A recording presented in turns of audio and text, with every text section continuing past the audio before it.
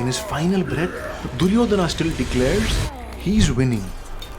His body crushed, his 100 brothers dead, his army destroyed. This isn't delusion, it's victory. Because Duryodhana didn't just want to win, he wanted everyone else to lose. And in that, he succeeded perfectly. But what kind of poison could turn a prince with everything into a man who calls destruction winning? There was a time when Duryodhana stood up for outcasts and fought for justice. But none of that mattered because he couldn't bear to watch others succeed. When jealousy becomes your master, destruction feels like victory. You will see why a dying prince could call the ruin of everything he loved his greatest achievement. To understand how comparison became more deadly than any weapon, we need to go back, all the way back to a birth that made even the gods weep.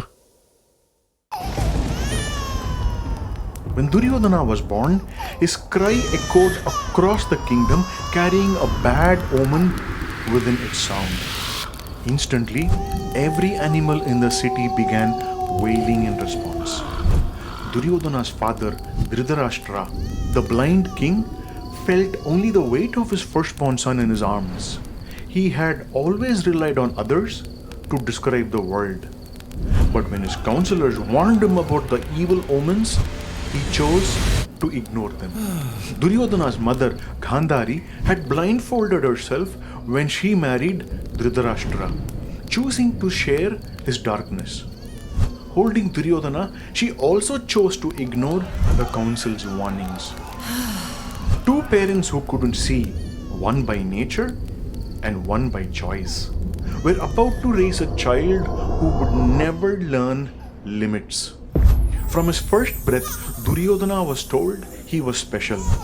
Every cry brought servants running. He learned that being firstborn meant being first in everything. The prince grew up believing the world existed to serve him, not the other way around. But he never learned the most important lesson of all: how to be happy when others succeeded. The first test of that lesson was coming sooner than anyone expected. Duryodhana's cousins arrived at Hastinapur. The 5 Pandava brothers entered the palace already famous for their skills. Yudhishthira spoke with wisdom beyond his age. Arjuna's archery skills left crowds speechless. But it was Bhima who triggered something dark in Duryodhana's heart. Bhima was everything Duryodhana thought he was: strong, fearless, destined for greatness. Except Bhima was better at all of it. For the first time, Duryodhana felt inadequate. His uncle Shakuni noticed this vulnerability and began carefully feeding it. Shakuni convinced him that the Pandavas were stealing his kingdom, his people's love, and his destiny. So Duryodhana began slipping poison into Bhima's food. The prince, raised to believe he deserved everything, couldn't accept that his cousins were entitled to anything. His attempts at poisoning Bhima failed. From this moment forward, every achievement by his cousins would feel like theft from him. Duryodhana had crossed the line from rivalry to attempted murder. But he was about to discover that his jealous heart could also be generous.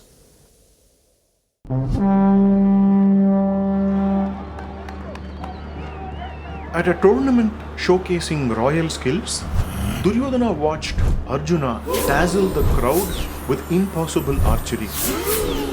Then something unexpected happened. A young warrior named Karna appeared. He matched Arjuna arrow for arrow. For a moment, Duryodhana felt hope. Finally, someone to humble his perfect cousin. But when the dust settled, they learned the truth. Karna was the son of a charioteer. The crowd erupted in mockery. Even Arjuna joined in, declaring that birth decides everything. A son of a charioteer could not challenge royalty. But Duryodhana saw something different. Here was a warrior being rejected, just like Duryodhana felt rejected. In that moment, he made an extraordinary choice. He stood up before the entire crowd and declared Karna the king of Anga. He used his royal authority to give a charioteer's son a kingdom. The crowd gasped. The elders protested, but Duryodhana didn't care. He had found something more valuable than royal blood.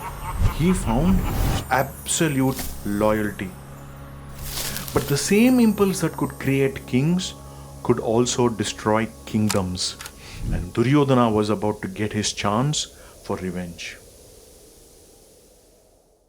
The Pandavas built their own kingdom and prospered. But every success of theirs felt like an insult to Duryodhana. When he visited their crystal palace, Duryodhana mistook glass walls for water and crystals for pools, stumbling through their illusions. The Pandavas laughed at his confusion. Their wife Draupadi, who was also present, joined in the mockery. Duryodhana had been humiliated in front of everyone. The jealousy that had simmered since childhood has now boiled over into something darker. Duryodhana wanted to watch his perfect cousins lose everything. So Shakuni proposed a rigged game of dice. They would invite Yudhishthira, knowing he couldn't refuse a challenge.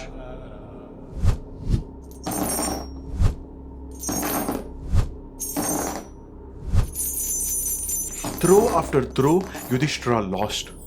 His gold, his palace, his entire kingdom, all gone. But Duryodhana wasn't satisfied. When Yudhishthira had nothing left to stake, he suggested something unthinkable. Draupadi, the wife of the Pandavas. The hall fell silent. But Duryodhana's eyes gleamed with anticipation. Yudhishthira lost again. And what happened next would haunt the kingdom forever. Duryodhana ordered Draupadi humiliated, stripped, degraded. The game was over. The woman who had laughed at Duryodhana's humiliation was now being humiliated herself. Because of losing the game, the Pandavas were exiled for 13 years. Duryodhana watched them leave with satisfaction. But the real consequences were just beginning. The Pandavas returned after 13 years of exile. They wanted their kingdom back, the same kingdom they had lost in that game of dice. But Duryodhana refused. His granduncle Bhishma begged him to make peace. His own mother warned him of destruction. Yudhishthira even offered to settle for just 5 villages, one for each Pandava brother. But Duryodhana refused to give them even the smallest plot of land. The very thought of his cousins having anything, even a single village, was unbearable. Everyone could see that war was inevitable. And Duryodhana chose it eagerly, because in his mind, losing everything was still better than sharing anything. When the armies assembled at Kurukshetra, Duryodhana looked across the field at his cousins. The war he had chosen was about to begin. The war raged for 18 days. Duryodhana's army began crumbling. His 100 brothers fell one by one. His mentor Bhishma was struck down. His loyal friend Karna was killed. Finally, only Duryodhana remained, exhausted and alone. Then Yudhishthira began calling for Duryodhana. He offered Duryodhana a choice: pick any one of them for a single combat. If he won, the kingdom would be his. Driven by jealousy, Duryodhana chose Bhima. The fight was brutal and went on for hours. Then Bhima struck below the belt against all rules of combat and shattered Duryodhana's thighs. As Duryodhana lay dying, broken and bleeding, the Pandavas expected to hear surrender. Instead, Duryodhana laughed. He had lived like a king in palaces while they spent years as beggars in exile. He was dying as a warrior on a battlefield while they would inherit a kingdom of dead bodies. I am winning, he declared with his final breath. That dying laugh wasn't just Duryodhana's victory, it was someone else's revenge. Decades in the making. But who would sacrifice an entire kingdom just to settle an old score? Duryodhana wasn't born a monster. He was born a prince with everything. But he was also born into a world where he was constantly compared against his cousins. The animal's cry at his birth wasn't a curse. It was a warning about what unchecked jealousy could create. His jealousy poisoned everything good until destruction felt like victory. But Duryodhana didn't poison his own mind alone. Behind every whispered doubt, every plan for revenge stood his uncle Shakuni, the man who turned a prince's wounded pride into a kingdom's destruction. Next time, we'll meet the mastermind who made Duryodhana's jealousy his weapon, whose thirst for vengeance would make him destroy the very family he pretended to serve.